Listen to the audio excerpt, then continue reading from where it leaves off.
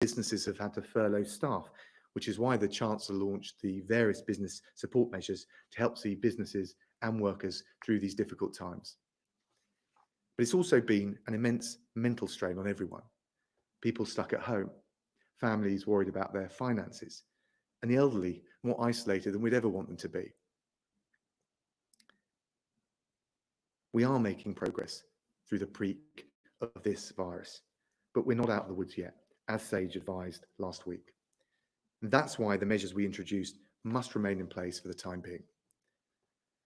The greatest risk for us now, if we eased up on our social distancing rules too soon, is that we would risk a second spike in the virus with all the threats to life that that would bring, and then the risk of a second lockdown, which would prolong the economic pain that we're all going through. And that was a point that Andrew Bailey, the Governor of the Bank of England, also made earlier on today. So with that in mind, last Thursday, I set out the 5 principles that will guide our approach going forward. Crisis is sure-footed, protecting both the public's health, but also our economy. If we stick to our plan, if we take the right steps at the right time, we can get through this crisis, and I know we will. There's no hiding the scale of this tragedy. But even in our darkest moments, the crisis has also shone a light on the best amongst us. And the nation has come together to applaud our heroic NHS staff, our carers, every week. And we pay tribute to their dedication, their professionalism, and the care with which they look after those who have fallen sick. And with General Carter here today, I think it's only fitting to pay tribute to the amazing work of our fantastic armed forces and their whole MOD, led by Defence Secretary Ben Wallace. They have been there every step of the way, helping us to build the new NHS Nightingale hospitals to reinforce our critical care capacity, supporting our local resilience forums in delivering personal protective equipment where it's needed most, and helping also to deliver the mobile labs, which are critical to ramping up our testing capacity right across the country. And as a result of those efforts and that teamwork, hospitals have been able to treat more patients. As a result, they've saved more lives, and we've ensured that the virus not overwhelm the NHS. And today, our armed forces are again part of that team as we announce 2 new deployments to the NHS Nightingale facilities in Harrogate and Bristol. And across the UK, this extra hospital capacity, which itself comes on top of the 33,000 additional beds we've managed to free up across the NHS, that's the equivalent of building an extra 50 district general hospitals. And as I said, that has safeguarded the capacity of our hospitals, both to care for coronavirus patients, but also to make sure other people get the urgent care or the emergency treatment they need. People used to joke in this country that you could never build a hospital that quickly. Well, we didn't just build 1, we built 7, and we thank our armed forces for helping to make that happen. And you know, for many countries around the world, including modern democracies, the sight of their military on the streets in a national emergency could be a cause for concern or even trepidation. But for the British people, the sight of our armed forces working side by side with our brilliant NHS staff offers a calm reassurance.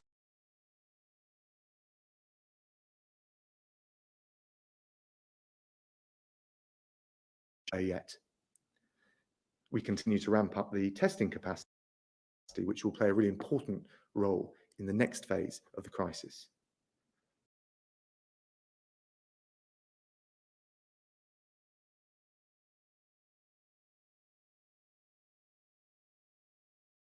London Olympics to boost our domestic supply even further.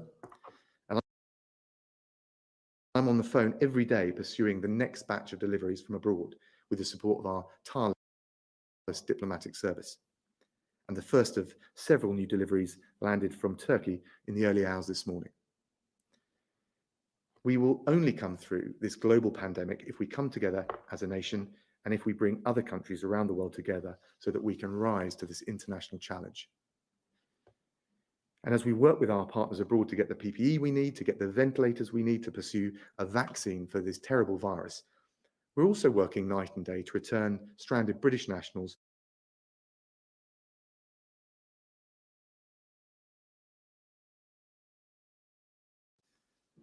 And on top of that, at the FCO, we set up a £75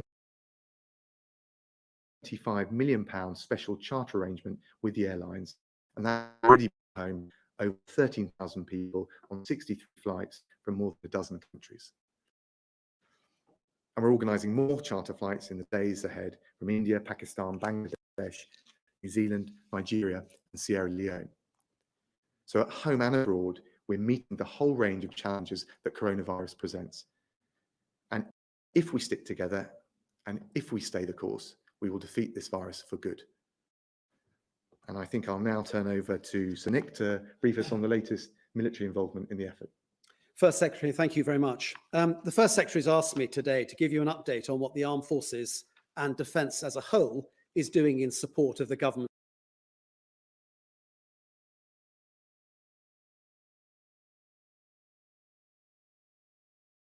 Healthcare workers on the front line, that's both the NHS and social care, with humility very much being our watchword in the way that we give that.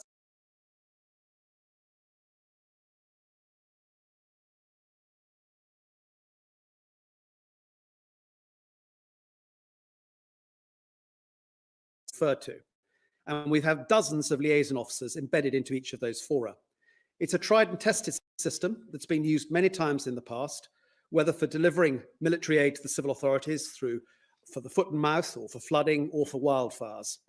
It's frequently exercised, and there are very close relationships which give great confidence between all of those who are working on those teams at the lower level. And I think it's important, this, because of course it's that delegated sense at that level which works, because it makes them much more responsive and much more flexible to local demand, whether it's for ambulance drivers or for testing.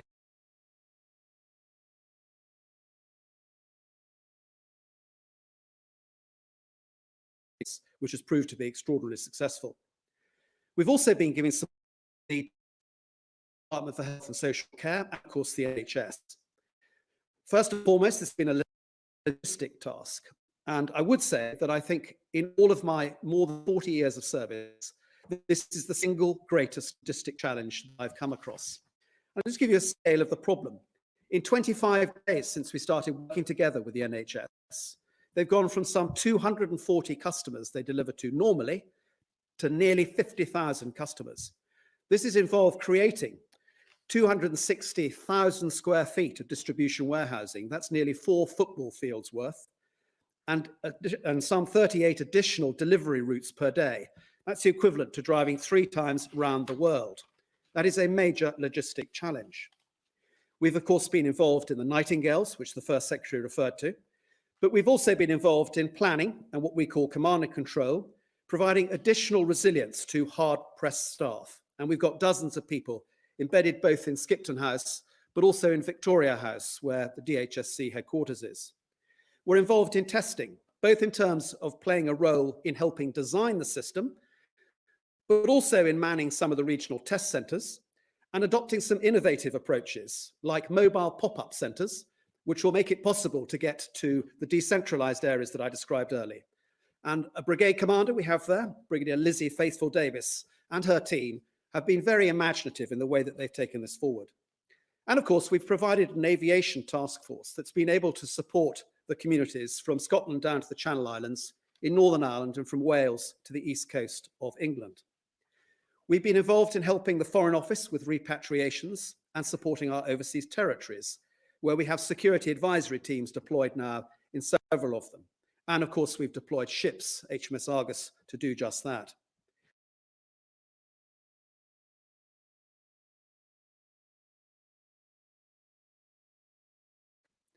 Between 3,000 and 4,000 of our people have been involved, with around 20,000 available the whole time at high readiness. We probably have at the moment some 73 ongoing tasks, and we've probably completed about 30. What's interesting is it's been very much a whole force, not just of regular military from all the 3 services, but reservists as well. Some 15% of the force has been reservists. It's involved defence civilians, defence contractors, scientists from Port and Down, and something called the Engineer and Logistics Staff Corps, where we bring in people from industry who work inside the military in times of crisis and provide expert support for how we might link into the civilian community to bring forward skills and indeed industrial support. The skills have been about planning, logisticians, medics, engineers, and CIS or IT-based people. And the role has been very much about catalysing, designing, and supporting. And I'll just single out one individual to give you an example of the sort of backgrounds that we're talking about. A young major called Major Eb Mukhtar has been mobilised from the reserve. He's really stepped up to the plate. His daytime job is as a logistics expert who runs Google's transport network across Europe, North Africa, and the Middle East. He has been part of the supply team that's been working on how we distribute PPE. He's designed an e-portal in partnership with eBay, which will in due course manage individual customers. And he designed a bulk supply chain for distribution of PPE to all of the NHS regions and trusts. Now, despite all of this,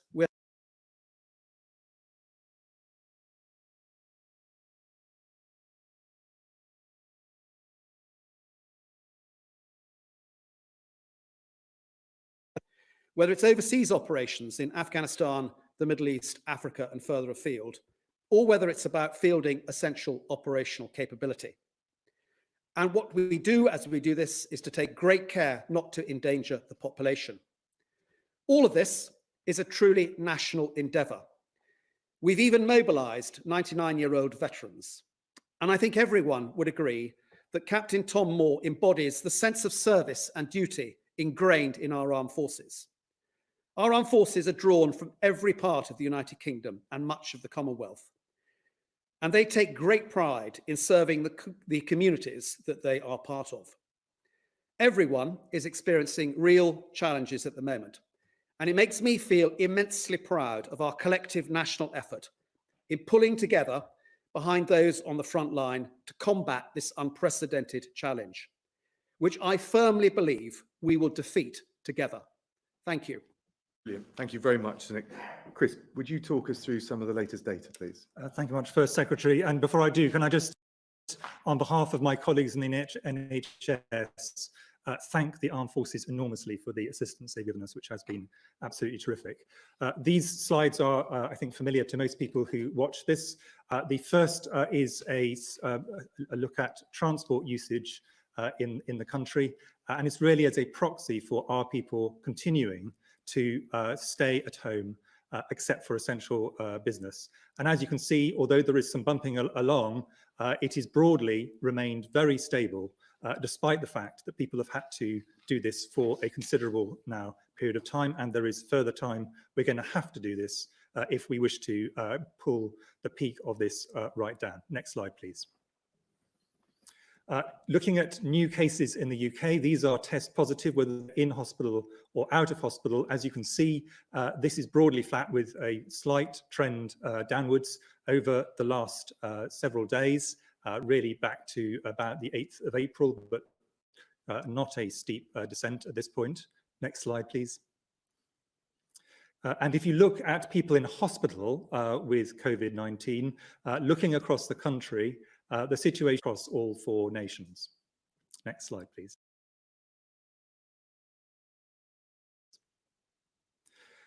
If you look at people who have sadly died in hospital, this is not all deaths, but this is probably the majority of those who sadly died with COVID. What you can see again is that the very steep upward climb that there was up to the earlier part of this month has now flattened off over the last week and a half.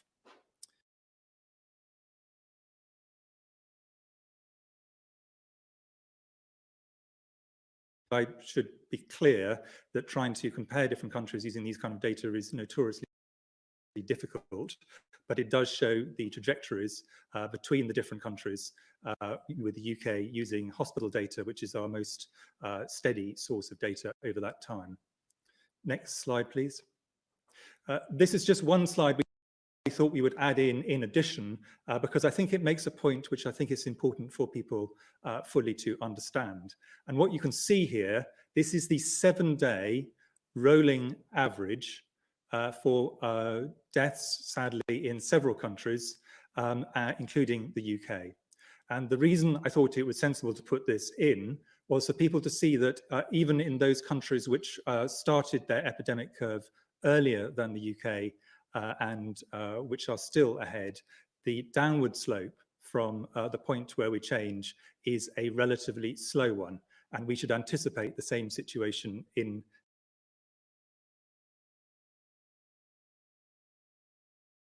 the UK. We should not expect this to be a sudden fall away of cases. Thank you very much. Thank you very much, Chris. Let's turn to the media. Have we got Alison Holt there from the BBC?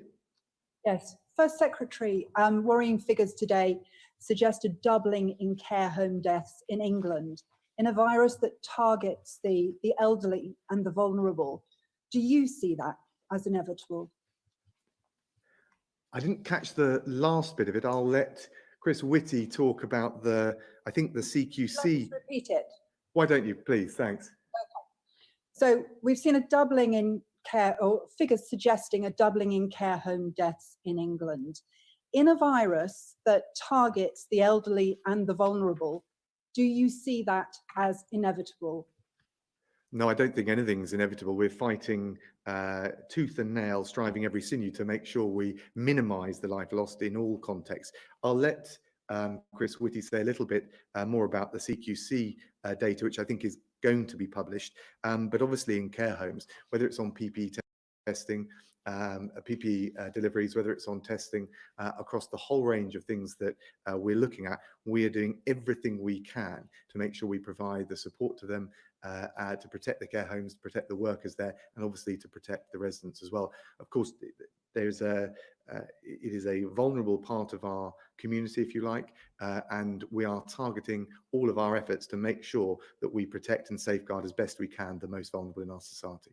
Chris, do you want to say anything on the CQC? Well, not on the CQC because it hasn't yet published its report, but I think in terms of care home deaths, sadly, your starting position is of course correct. In care homes, what we have is a large number of people of the most vulnerable age for this virus. This is a virus which is particularly a virus of people who are older, and particularly a virus which causes severe disease and death in a minority, but an increasing minority as you go up in age, and in those who have coexisting medical problems. And many people in care homes, of course, and nursing homes in particular, have coexisting medical problems. So they are a very vulnerable group, you're absolutely right. The numbers that have been ascribed to COVID directly in ONS statistics are still relatively modest, but I've said repeatedly in data, the fact that the ONS said in their last weekly report, its data and other data, if we want to get a true picture, is, and I've said this right from the beginning, the all-cause seasonally adjusted mortality over time. And that is because, as I've said again before, deaths from COVID will be a combination of direct deaths from the virus and also indirect deaths if, for example, people are nervous about going into hospital. And I think one of the things we've been trying to make really clear is it is absolutely critical that if people have heart attacks, strokes, children have asthma, severe asthma attacks, any of the things that have severity, and this would include people in social care settings, that the NHS remains absolutely able to manage emergencies as it always has been able to manage emergencies. But when we look back over this epidemic, and I want to be really clear, we are not anywhere near being able to say, right, that's done, we can now look back. When we are at that stage, I'm sure we will see a high mortality rate, sadly, in care homes, because this is a very, very vulnerable group. And people are coming in and out of care homes, and that cannot, to some extent, be prevented. Alison, did you want to follow up on any of that? Just a quick follow-up. I mean, families and staff in care homes have heard lots of promises about protective equipment, about testing, but what I'm being told is they're just still not seeing that on the ground. So what reassurance would you give them that they are being made a priority in this? Look, we're conscious that there's a challenge with care homes. I've said that in my earlier remarks, but we are doing everything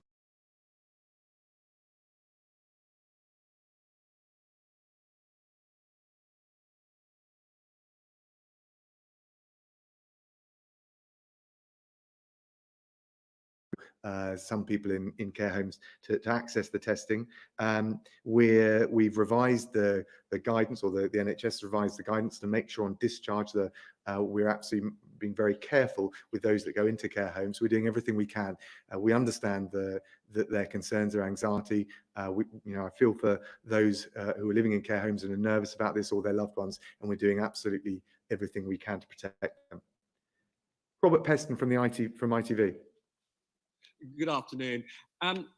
Representatives of the TSSA Transport Union have been told to prepare for a possible increase in a phased way of the railway service between the 11th and 18th of May.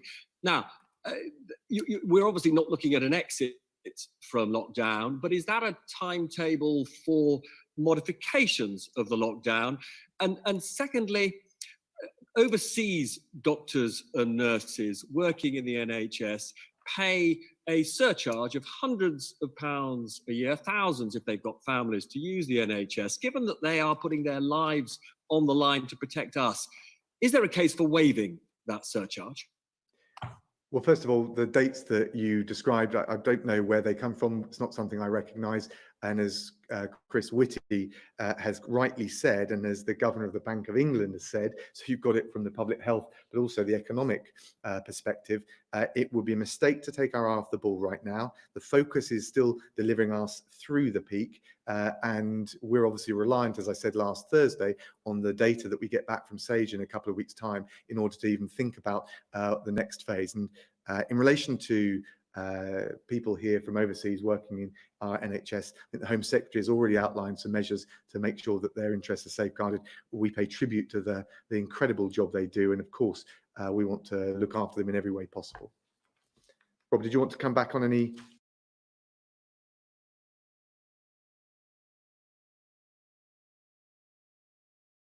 On the unions, what information they've got, but I'm telling you that is not a government timetable. We've had lots of attempts to put that to us, and I understand why people try and do that. That is absolutely not a timetable that we're working to, that I recognise, or that is under consideration right now.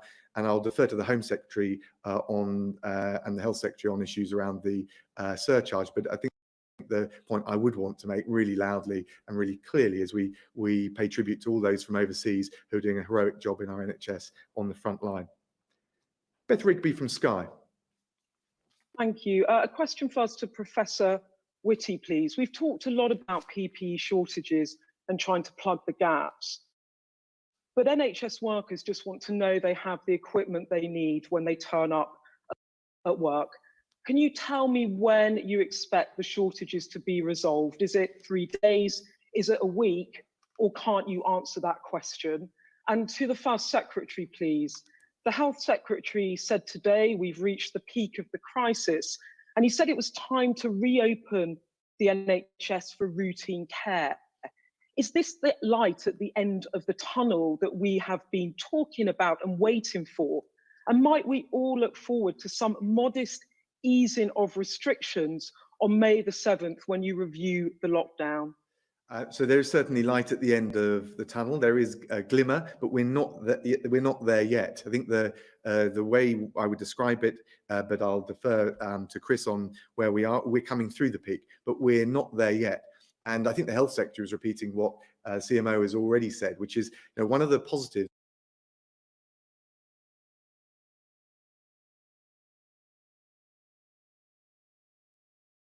to deal with all of those other people who have got ailments, injuries, who need treatment. I've heard Chris Whitty say it before. The NHS is still there for them, and I think he wanted to echo that point.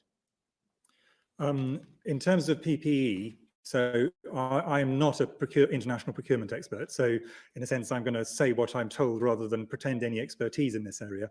But it is very clear that at the moment we are tight at different times for different items of PPE. It's not everything at all times, but different things at different points have been very, very close to the line.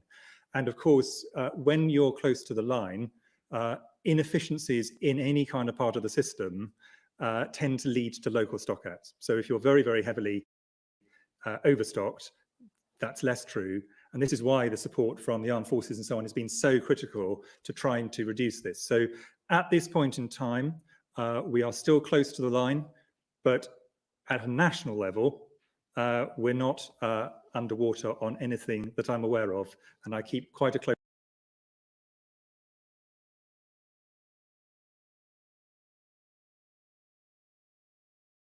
way, and all of us want to be in a position where there is a sufficient excess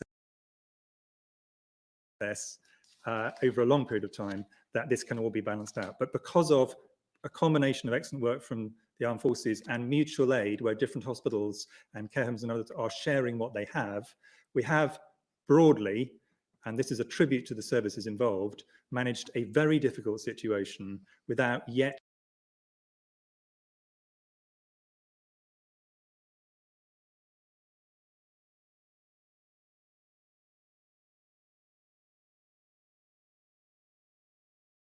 and I see absolutely no reason to disbelieve them, having read the international press, a credibly difficult situation where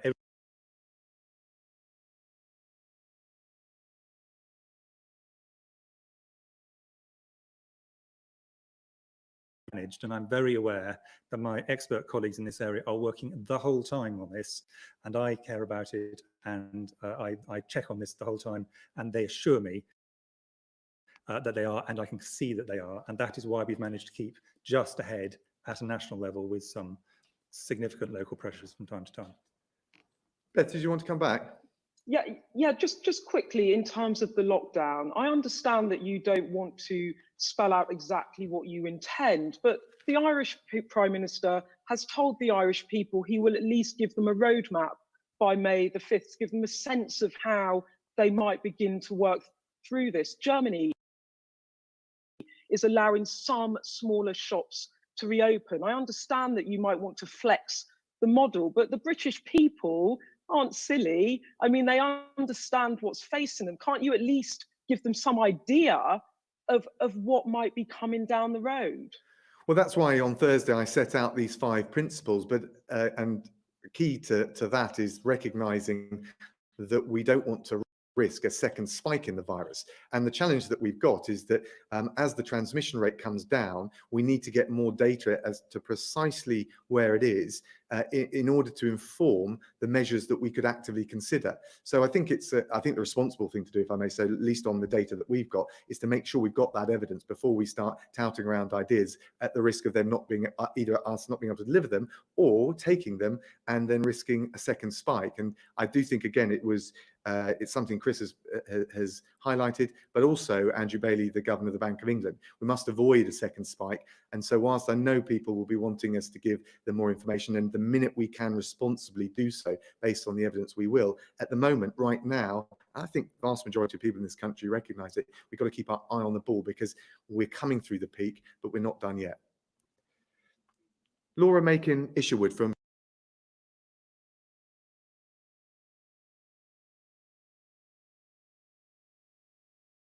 3,000 have actually been deployed. So are you underutilising a pool of very skilled people that could essentially take the strain off the NHS further, perhaps be deployed to all NHS Nightingale hospitals?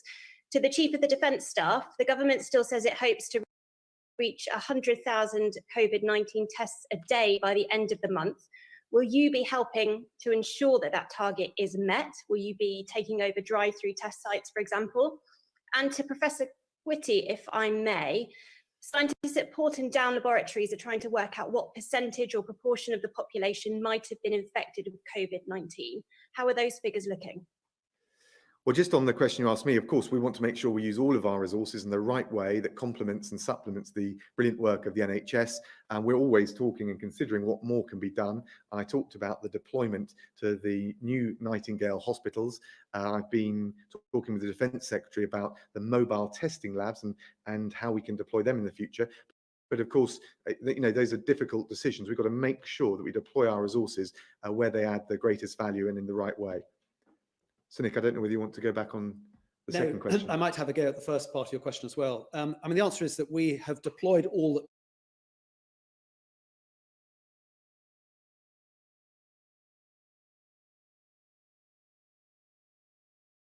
the ones that people need at this point in time.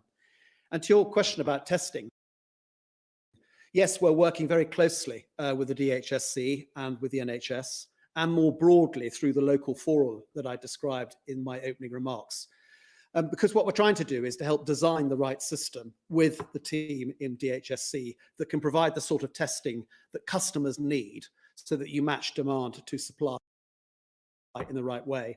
And that's why the innovative idea of pop-ups, like mobile libraries, we think will be a very useful way of going. And what we're trying to do at the moment is to upscale that idea so that we've got enough capacity to be able to get out into those areas which are harder to reach. So it's an overall system that's been put together at the moment. It will be very sophisticated once it's completed. And there's some really good people designing it. And we're working with those people to make it as good as it possibly can be. Chris, on the last point. On the last one, so you're absolutely right that Porton Down has some of the best capacity to do what's called serological testing. This is the testing, the antibody testing, where you can tell whether someone in the past has had an infection, including COVID-19. The problem we have had is that we do not yet have a test that is as good as we would want, even with the expertise of the academic sector, Porton Down and their expertise, Public Health England and their expertise, and industry. And many different people are trying to work on an improved test. There are fairly good tests at the moment on this, but there are not very good tests. This is one of the critical bits of information we need to make decisions. And I'm hoping, but I've been hoping for a while, so I don't want to overpromise on this, that we will shortly have tests that are good enough to get at least a ranging shot as to what proportion of people in different age groups in different parts of the country have had this virus. But we're not yet at the point, I think, where we have a test we can say that reliably, but I'm hoping we will be able to do so in the pretty near future. Or would you like a follow-up there? Yeah, if that's all right. We obviously have heard from so many places now that there's a real shortage of PPE. Are the military themselves going to be protected enough when they're helping in these incidents and when they're deployed? And also, is there any update on what's happened with the arrival of that PPE from Turkey? Is that on the front line with those medical staff that need it now, or is it still being checked? Well, we obviously very carefully check all the consignments that we get. We've had reports in other countries of PPE that's then distributed to the front line. It isn't effective. Not only does it have to be withdrawn, but then you have to isolate or send into self-isolation the care workers. So we do check that very carefully. The consignment has landed, and we are expecting further consignments in the future. But as Chris mentioned earlier, it's an incredibly competitive market, and it just shows you that Turkish challenge that we had.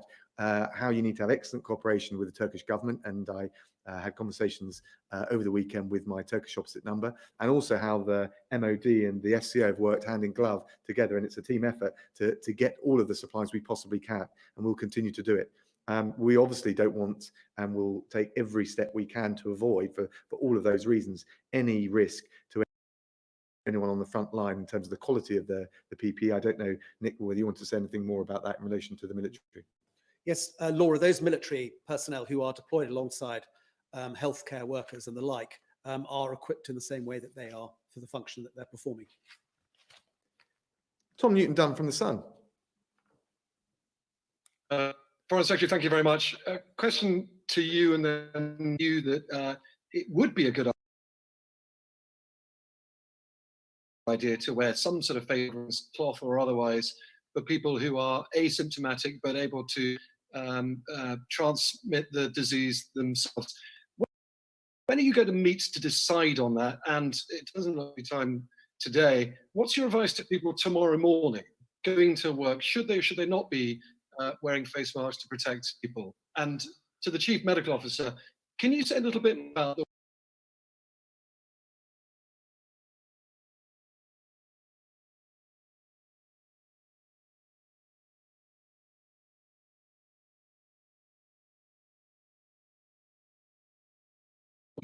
and being sure you can do that?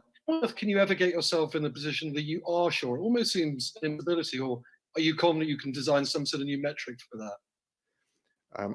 I'll let Chris answer that one. On masks, SAGE, as always the case, will look at the evolving evidence as we learn lessons through this crisis. They have been asked to look at the mask issue again. We haven't had the advice back yet, so nothing will change until we've had that and considered it. In terms of what we're looking to the future, and of course you're absolutely right, this is a critical question, not just for the UK, but for other countries, and we share our experiences. There is an upper and a lower bound of what is possible. The upper bound of this is we cannot allow the R, the force of transmission, to go above 1 for any extended period at any point, because if it does, exponential growth of this will continue. It'll resume, and we will get back to a situation where the NHS could have its emergency services overwhelmed, which we've managed to avoid due to the remarkable work of the NHS itself in expanding its activities, the British public in heeding the advice to stay home, and significant help, of course, from the armed forces. So, but if it goes back up and you get exponential growth, where you get a doubling time of a few days, let us say, it does not take very long before you move from bad numbers to really bad numbers over quite a short period of time, and at some point to the point where the NHS would really find it very difficult. So we cannot allow that to happen. At the bottom end of in a sense, the other end of the bracket of what's possible is this disease is not going to be eradicated. It is not going to disappear. So we have to accept that we are working with a disease that we are going to be with globally. This is a global problem for the foreseeable future. And what we're trying to work out is what are the things which actually add up to an R of less than 1. And there are lots of different options which ministers will then have to consider. But that narrows our options quite significantly if you're having to keep the R below 1. And I think we have to be very realistic that if people are hoping that it's suddenly going to move from where we are now in lockdown suddenly into everything's gone, that is a wholly unrealistic expectation. We're going to have to do a lot of things for really quite a long period of time. The question is, what is the best package? And this is what we're trying to work out. But if you release more of one area, you have to keep on board more of another area. So there is actually a proper trade-off, and this is what ministers are having to consider. Tom, would you like to follow up on any of that? Just a quick one. I think still people are going to be some doubt whether to wear face masks tomorrow morning after your question, but I don't think I'm going to get much more. Can I just quickly follow up with Professor Whitty? Very interesting on what you were saying about the R. Is establishing R below 1 enough for you on easing these particular restrictions, whatever effect that has? Or would you be wanting to go down to 0.5, 0.25 or whatever? Is it just a case of simply a tiny percentage below, or can you calculate something that you'll be extremely comfortable with? Well, R going below, not going above 1 is a minimum ask. That absolutely has to happen. There are then a number of, from a purely health point of view, and this goes back to something I've said before, but I will repeat myself because obviously maybe a different audience. There are multiple different ways in which this epidemic is going to kill people or cause ill health. The direct causes of death from the COVID, the potential of the indirect causes of death if the NHS gets overwhelmed, which we have absolutely been determined should not happen. It has not happened. We are determined it does not happen. But the third area is people who die indirectly because the health service has had to be reoriented towards COVID, and therefore you can't do other things, elective things, screening, a number of other things that the NHS normally would do. But there is also a final group, which is if the interventions we have extend deprivation among people, that is also a risk to their long-term health. And all of these are going to have to be taken into account from a health point of view. And they don't all lead to exactly, if you're optimizing it for one, you may not be optimizing it for another. So what we have to do is think very seriously about this. What is the best balance of measures that gives us the best public health outcome, which does absolutely include people who die sadly directly of COVID, but also has to include all these other factors. Thanks, Tom. Can we go next to Gordon Rayner from the Telegraph? Thank you, First Secretary. Can I ask a question for yourself and the CMO first? Can you guarantee the public that if the Oxford or Imperial vaccine trials prove successful, British people who've paid for those trials will be the first to get the vaccines? Can I also ask the CMO, is it possible, just following on Tom's question, is it possible for us to ease the lockdown measures before we have a contact tracing system in place, which the Health Secretary has been talking about quite a lot today. And sorry, just lastly, one question for the First Secretary specifically. In October 2016, the government ran a pandemic drill called Exercise Cygnus, as you'll know. It involved all major government departments and simulated an epidemic similar to the one we're facing today. Tens of thousands of people died in the simulation, but its findings had never been published. Can you today commit to making those documents publicly available? No, I can't. I think if they were conducted in the circumstances that you described, I'd have to look very carefully at the rules around it, but I'm happy to take that away and have a look at it. Chris, on the other points. Vaccines, well, I mean, that in a sense, that's a commercial question as much as it is a scientific question.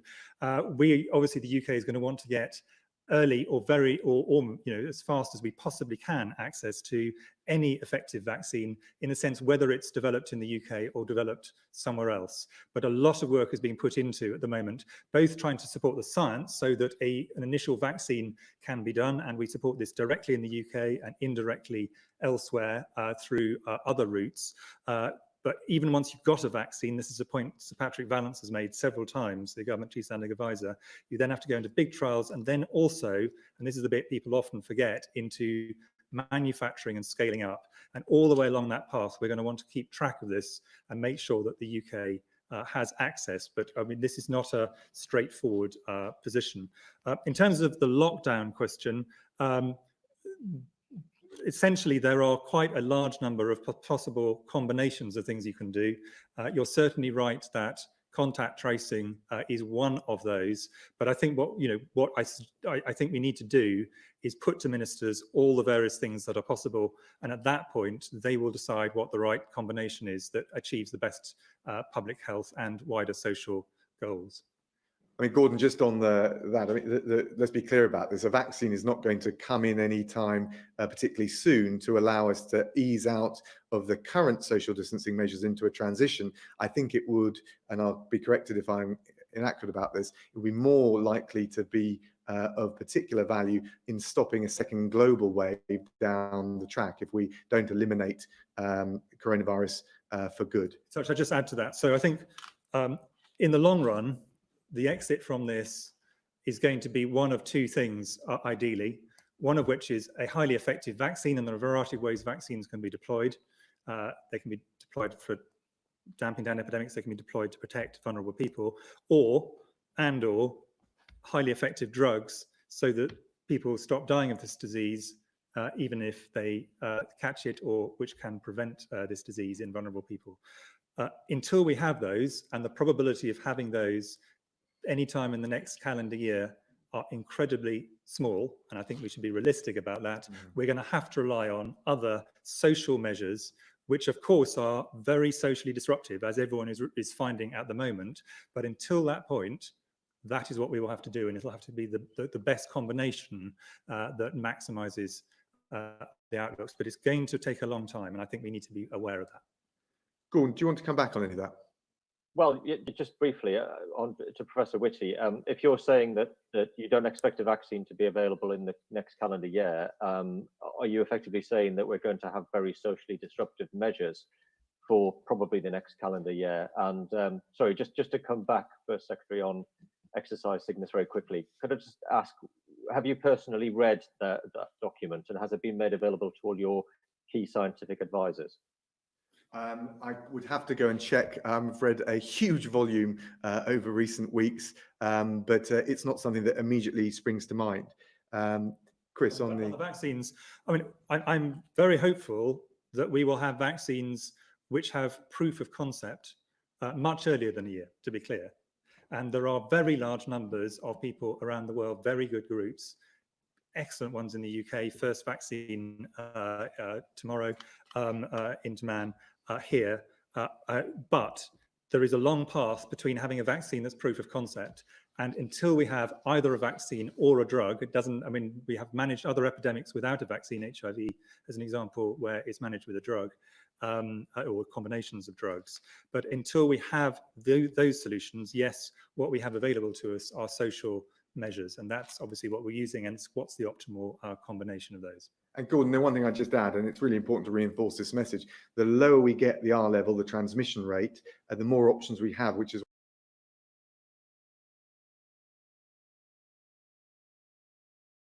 the wider the range of options that we would have in place. David Hughes from PA. Hello. As we look for a way out of this, is one of the plans you're considering a mass population testing program, and if so, how would that be administered? And when it comes to contact tracing, are you planning to rely on this new app that's being developed, or are you thinking there's going to be a huge amount of manpower needed? And if so, is it something that General Carter and the military would be involved in? I let Chris talk about the wider mapping. Look, we're boosting the testing capacity. We're looking at the functionality and the way the app would work. The more options there are the two big factors, and I think it leans into the question that Gordon Rayner was asking. The two factors that will help give us a greater range as we transition to the next phase, when the evidence suggests that we can, will be getting the transmission level down, and the level of testing and the functionality of the app, in order to allow us to look at the various different options and control any potential resurgence of the virus, because we will want to be mitigating and keeping it as low as possible. So that's why we're putting so much effort into not just the testing, but also the wider tracking and tracing that could be put around that. It can, as the weeks proceed, that could have a significant impact on our ability to ease out of the current social distancing measures. Chris, there's a lot of things that you can do with testing. Obviously, patient management, obviously allowing people who are in lockdown and they've got a relative in the house, and that's the reason they're there, and they're key workers, to see if they're able to go to work. Obviously, though, and this is an area which we will be doing a lot more of, testing across the community to find out at the earliest possible stage if we're starting to see a resurgence of this virus. Because at the moment, we're relying on a situation when people get as far as hospital. If they do that, they'll have had 5 days in which they don't have any symptoms. They might have had up to a week when things are getting worse. And so you're behind the curve if you rely on that. So we're going to certainly be doing a lot more population testing. We'll go into details of that once we got this going very shortly, to find at the earliest point, is the R below 1, are we still going down, or is there some part of the country where the R is beginning to go up, in which case we then need to act. So that is going to be part of a wider range of things we need to do with the tests. And that's why we set those tests out, the 5 principles, out last Thursday, because all of those factors inform the proposals and any future decisions we might make. David, would you like a follow-up there? Yeah, just on the contact tracing app, do you think the British public would be willing to install this on their smartphones, given the necessary invasion of privacy it would entail? And what about the proportion of the population that don't have a smartphone or wouldn't feel confident using it? Well, look, both good points. I think overwhelmingly what the public expect of us right now is to innovate as best we can to try and ease our way out to the next phase of this virus in a way that protects public health, but also allows us to go back to the kind of economic, social life that is as close to normal as possible. So we'll innovate in those areas, and if we come up with something which is effective, we'll have to look at those decisions. But I think people do understand that we're in an exceptional crisis, and we need to take measures that we probably wouldn't think about doing if we weren't in this crisis. Kate Wilson from the Bristol Post. Good evening. Firstly, to the Chief Medical Officer, as we've already heard, the Health Secretary said this afternoon, the UK has now reached the peak of the coronavirus outbreak. Does that peak extend to places like the Bristol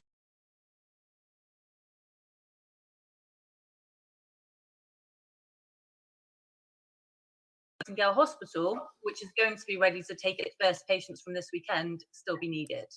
And secondly, for the First Secretary, we know that 2/3 of SMEs in Bristol have stopped trading since lockdown began.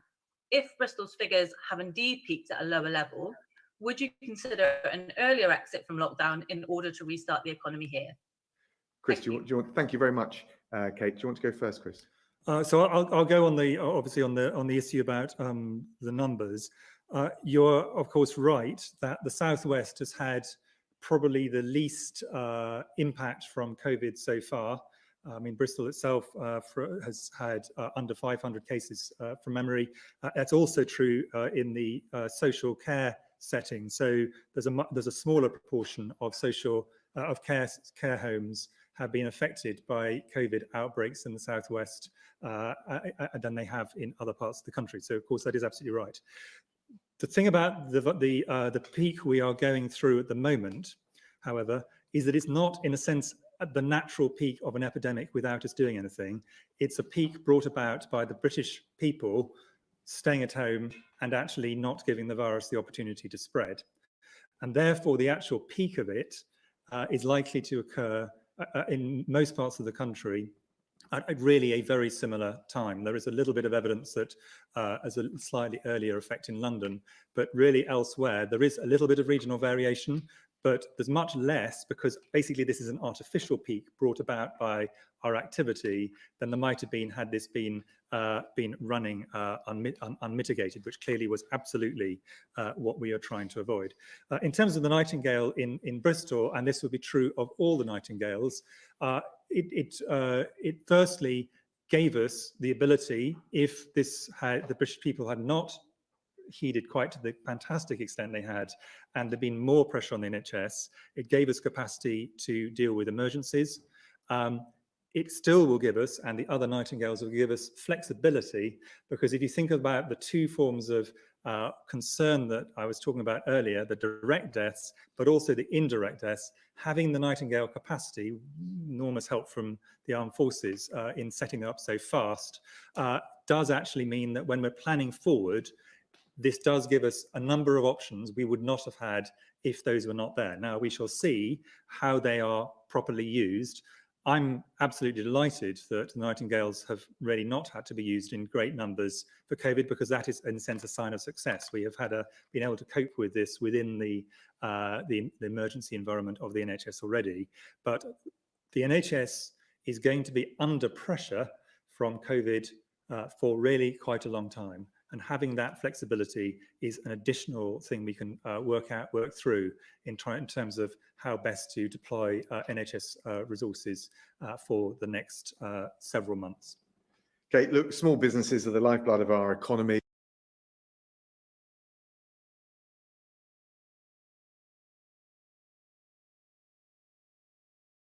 We absolutely want to see them through this crisis, and they'll be part of Britain bouncing back in due course. But the risk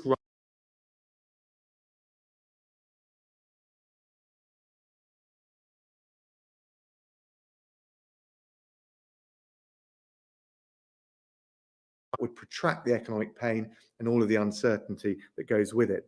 I can tell you that in terms of the support given to Bristol City Council, they've been allocated more than £88 million as part of the government's business support package. We've identified 8,000 business properties which may be eligible for a grant. More than 4,000 grant payments have been made, and on top of that, we've got the loan guarantees, the coronavirus job retention.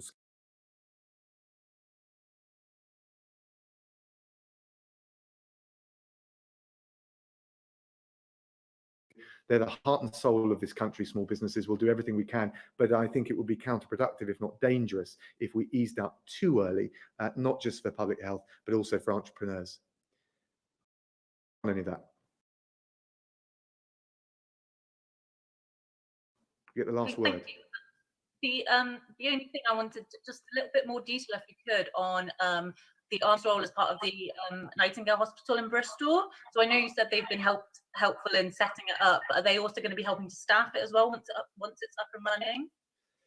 Well, the way that the military have tended to work with all the Nightingale hospitals, but I'll pass on to CDS to supplement, is to support what the NHS workers are doing. And so it will depend on the specifications for each Nightingale hospital, but they're there to support the NHS staff. Cynic, is there anything you'd add to that for Bristol? Yes, I mean, in Bristol, we have allocated some combat medics to act as nurses and the like, and some sort of general duties personnel to help support it as well. Thanks very much, Kate. That's all, I think, for this press conference. Thank you all.